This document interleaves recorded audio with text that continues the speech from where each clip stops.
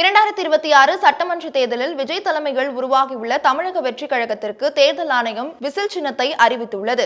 இதுகுறித்து தாவேகாவின் முதல் வெற்றியாக கணிக்கப்படும் என்று மக்கள் மத்தியில் பேசப்பட்டு வருகிறது. விஜய்க்கு விருப்பமான இந்த சின்னம் மக்களுக்கு மத்தியே வெற்றியை குறிக்கும் என்று பேசப்பட்டு வருகிறது. 2026 சட்டமன்றத்திற்கு தயாராகும் அனைத்து கட்சிகளும் முன்முறையாக தீவிரப்படுத்தி வந்துட்டிருக்கும் இந்த நிலையில் ஒரு பக்கம் கூட்டணியின் முடிவுகள் வெளியாகியுள்ளது, இன்னொரு பக்கம் அறிக்கைகள் வெளியாகியுள்ள நிலையில் புதிதாக விஜய் தலைமையில் உருவாக்கப்பட்டுள்ள தமிழக வெற்றிக் கழகம் சுறுசுறுப்பான சூழ்நிலைகள் மக்களை எதிர்கொள்வதற்கு தயாராகி வருகிறது. கரூர் கூட்ட நெரிசலுக்கு பிறகு மக்கள் சந்திப்பை மீண்டும் அதிகரித்து வலுப்படுத்தியும் தமிழக வெற்றிக் கழகம் அரசியல் நகர்வுகளை தாழ்த்தி வருகிறது. இந்த நேரத்தில் தமிழக வெற்றிக் கழகத்திற்கு விசில் சின்னம் அறிவிக்கப்பட்டது மகிழ்ச்சி அடைகிறது என்று தாவேகா தலைவர் விஜய் தெரிவித்துள்ளார். அரசியலுக்கு புதிதாக வரும் கட்சிகளுக்கு பொது சின்னம் அளிக்கப்பட வேண்டும் என்று தேர்தல் ஆணையத்தில் மனு அளிக்கப்பட்டுள்ளது. அதைத் தொடர்ந்து கடந்த ஆண்டு தமிழக வெற்றிக் கழகம் நவம்பர் மாதம் விசில், ஆட்டோ, சாம்பியன் கோப்பை போன்ற 10 விருப்ப சின்னங்களை கூறிய நிலையில் தற்போது தேர்தல் ஆணையம் தமிழக வெற்றிக் கழகத்திற்கு